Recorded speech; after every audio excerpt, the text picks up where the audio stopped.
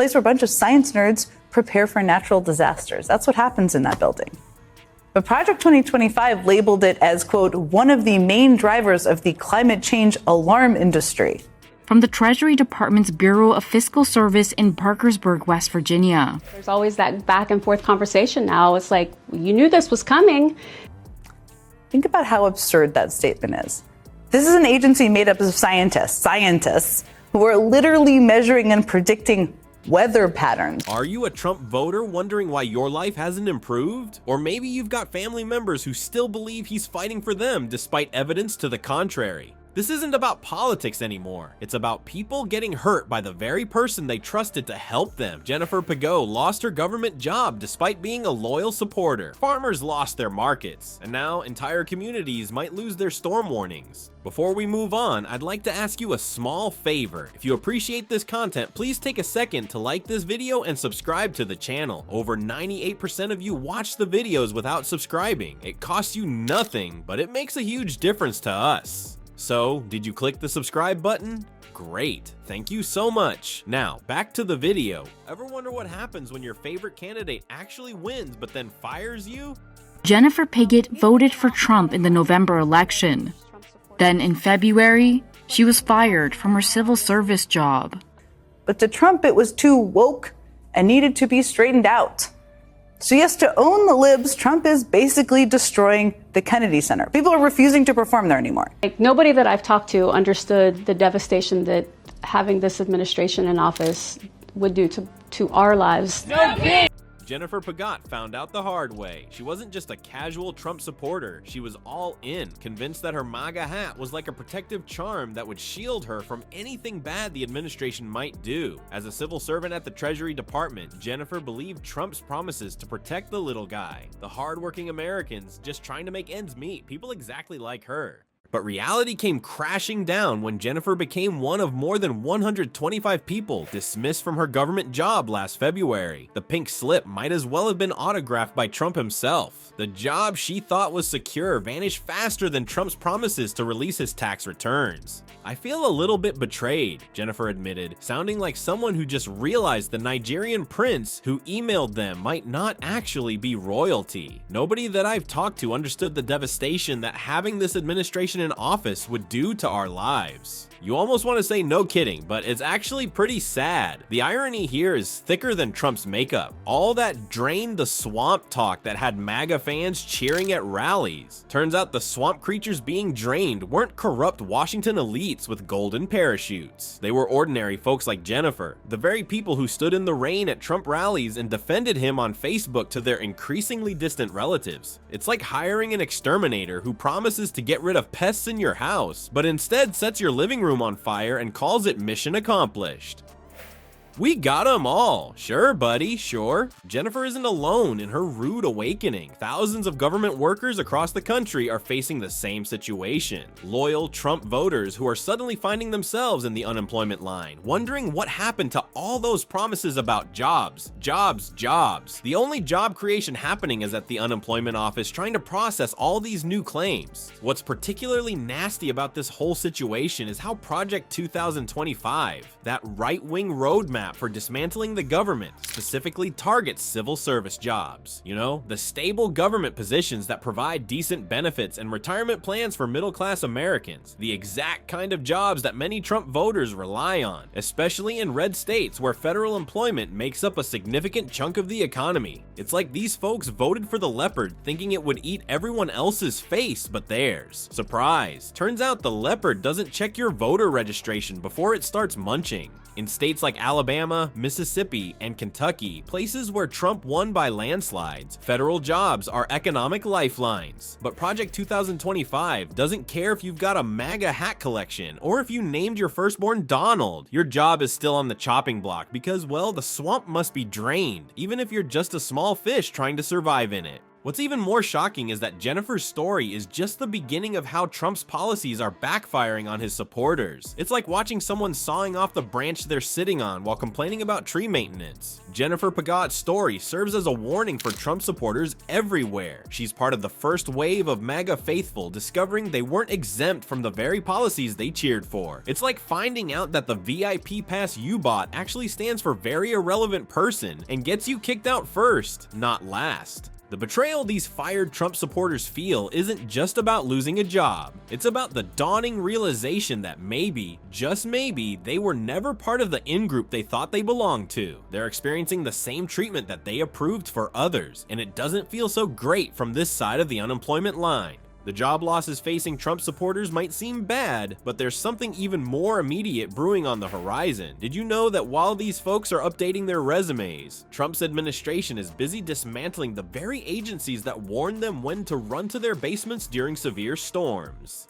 The weather forecast in Trump country is looking dangerously unclear. No, AA isn't just some random government acronym. It's literally the eyes in the sky keeping watch over America's most dangerous weather. These are the folks who tell you when a tornado is about to rip through your neighborhood or when a hurricane is headed for your coastline. Their weather forecasts aren't luxury items. They're the difference between life and death for millions of Americans living in severe weather zones. But apparently, Trump and his Project 2025 pals think NOAA is just part of what they call the climate change alarm industry.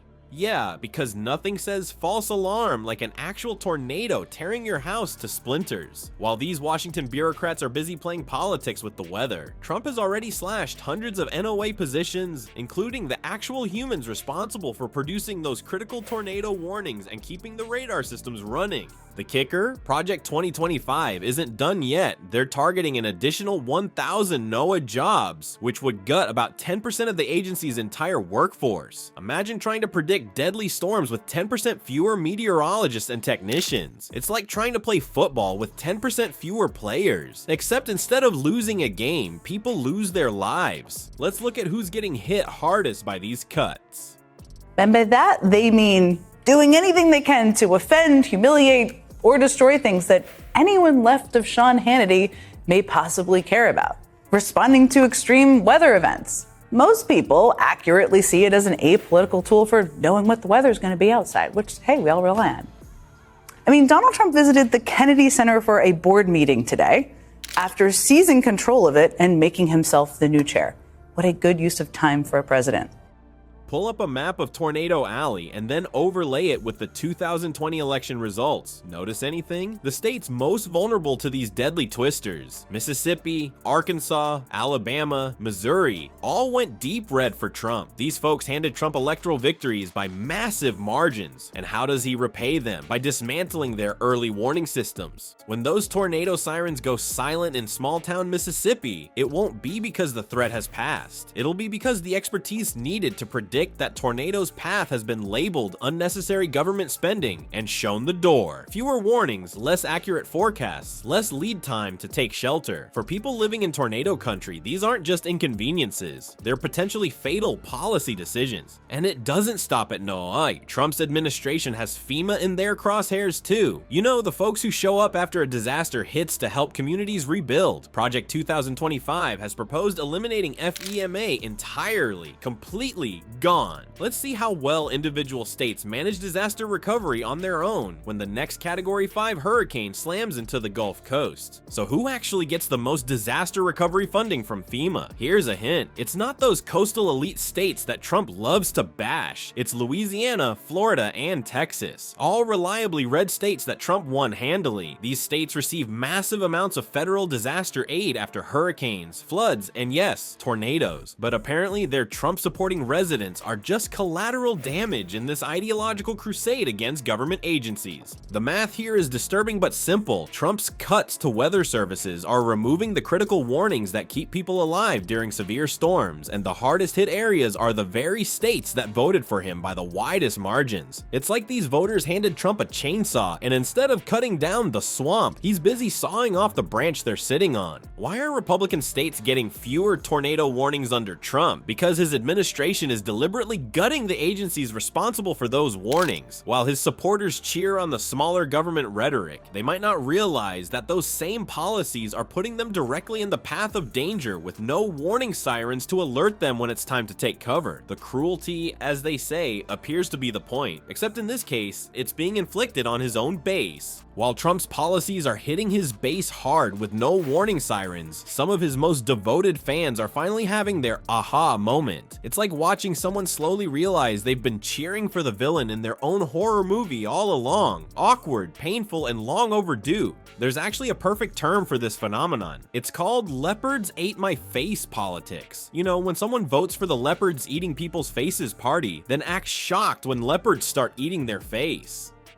I never thought the leopards would eat my face.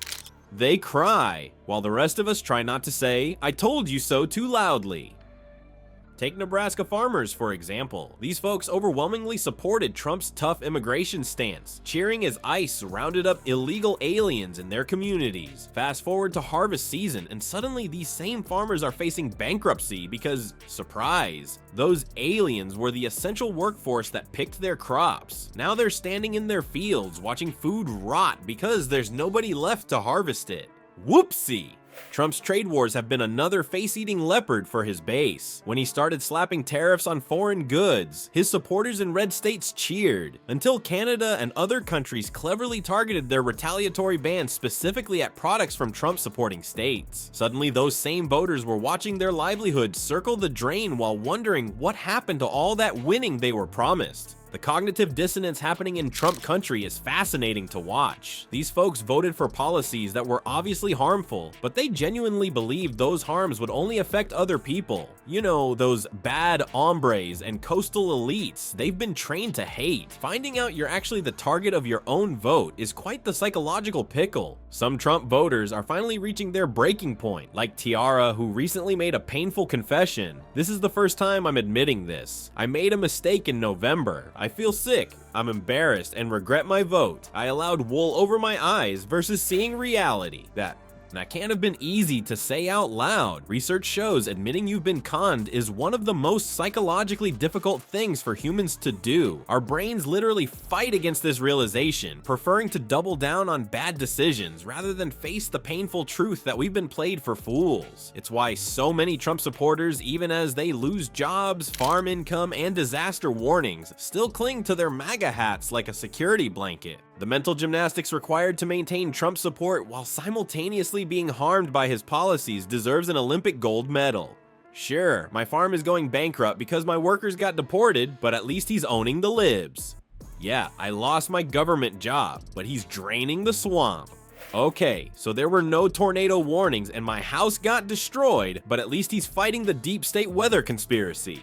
At some point, reality becomes too painful to ignore. The question is, how much pain are Trump voters willing to endure before they admit they've been voting against their own interests? For some, that threshold appears to be bankruptcy, unemployment, or watching their crops rot in the fields. For others, apparently no amount of personal suffering will break through. What makes this situation particularly tragic is how predictable it all was. Trump's policies weren't secret. He told everyone exactly what he planned to do. His supporters just never imagined those policies would affect them personally. They thought they were special, that they'd somehow be exempt from the pain they were voting to inflict on others. So here's the tragic punchline to this whole MAGA comedy. These folks didn't just vote against their self-interest. They practically signed up for a masterclass in self-sabotage. Remember when owning the libs was all the rage? Well, congrats Trump voters, you've officially owned yourselves instead. What's most shocking isn't that these consequences are happening. It's that research shows this pattern repeats itself election after election. Trump supporters trade their economic security, physical safety, and basic services for the fleeting joy of making liberals cry.